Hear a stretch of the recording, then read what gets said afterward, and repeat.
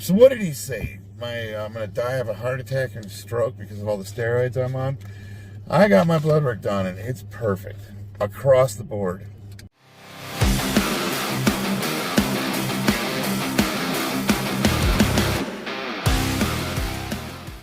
So, the boys been making videos about me and saying that I'm gonna, what did they say, die of a stroke or a heart attack from all the sauce I'm on.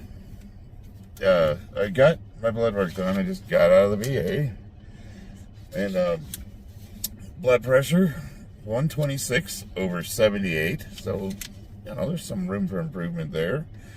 Of course, I've had like a pot of coffee this morning. Pulse 74, oxygen 96, room air, but I don't know all that. But so the interesting thing is this specific blood test wasn't for testosterone. This was to see how all my organs and everything's doing. And I don't know. I guess I'll post a copy of this. But every single metric is in range, and I'm completely healthy across the board. I'm surprised my cholesterol's good. It's low. Like, okay, my diet's not that great. But what we try to do is whatever we have for dinner, it's identifiable. Like, it didn't come in a box and it wasn't produced by a machine. It at one point was a living thing that you can identify with as little processing as possible. And I know, like, there's some shenanigans. Like, you can buy chicken and they inject it with a bunch of stuff to make it bigger, and they glue meat together with some sort of a weird meat glue. I don't know if you've seen that, but I mean, you can tell when you buy steaks and the grain goes two different directions. Like, yeah, it's not a tendon, buddy. That's glue. Now, is that stuff bad for you? I haven't seen any medical studies or anything that's super negative, other than it's a little unnerving and it seems kind of like a shady business practice because you're not getting what you think you're paying for. But long term, I haven't seen anything that's that it hugely impacts anybody, because it's edible.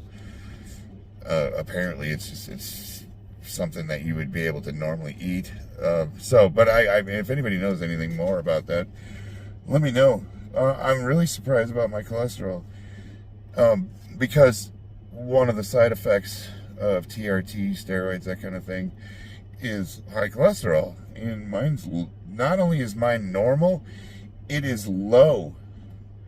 HDL is really low, so that's not good. That's 25 mg/dL. That number you want to see a little higher, like in the 45 range. LDL is 80. So it's well within range. Total cholesterol is 138, so between 5 and 200. So if I can get the HDL up, that's diet and exercise. I'm genetically low in HDL, like when I was a kid, I would get blood work done and my numbers would not even register. And the doctors told me that's genetics. Like, you just have genetically low HDL, which is a problem. It can be a long-term problem. So that's something that I've had to work to try to get those numbers up. What are the other ones? Basically, like, kidney function is in range for someone my age. Now, I asked, so this is where they trick you. You got to be careful as you get older, because your blood test can be in range for your age group. But you compare your age group to a younger age group, 20, 30, and you'll notice those numbers are way higher. So what I like to do is I like to trend my blood work so that I can see over time, even though my numbers are in normal range, am I trending upwards? Is there room for improvement? So that's, I'm kind of anal about this stuff. Red blood cells, well, interestingly enough, my white blood cells are well within range, but red blood cells are 5.9 and the range is 4.7 to 6.1, and that's on the high side of the range, and that's typical. Something that some people might have to do from time to time when they're on testosterone or other stuff is give blood once or twice a year. It can cause high blood pressure because it'll increase your red blood cell count and your blood gets thick. So you're producing more red blood cells than you normally would, and some people need to compensate for that. So I suggest giving blood once or twice a year. And look, man, it's good. It's good to do anyways. Now they say, like, should you give blood if you're on steroids? No, probably not. There's ways of giving blood without donating it. Like, I'm not going to get into that on this one. It's bloodletting. You get leeches. Cut yourself. Just, drain a pot or two. Figure it out. Give blood. Get rid of some of that. But if you're on testosterone replacement therapy, I've just told them, like, straight up. Like, yeah, I'm on tests, and they haven't turned me down, so I don't know. You can. I don't know about the places where you donate plasma and they pay you. I'm not talking about that. I'm talking about like Red Cross, where you get the free T-shirt and a donut at the end of it, a little cup of orange juice. That I'm not sure about. I'm not sure about platelet donations.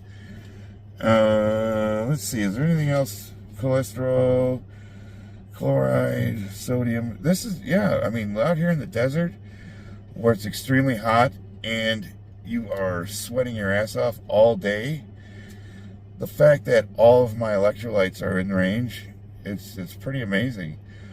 And that's just normal diet, hydration.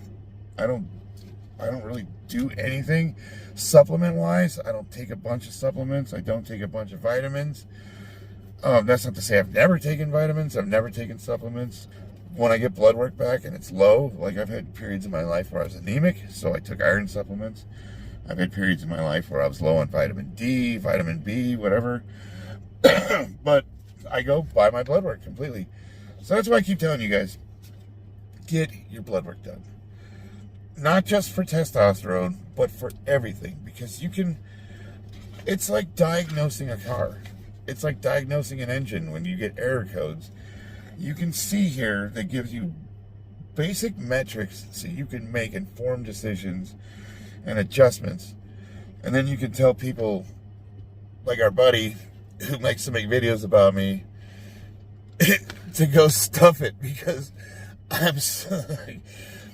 I would love to see your blood work, buddy. You weigh, 300 pounds?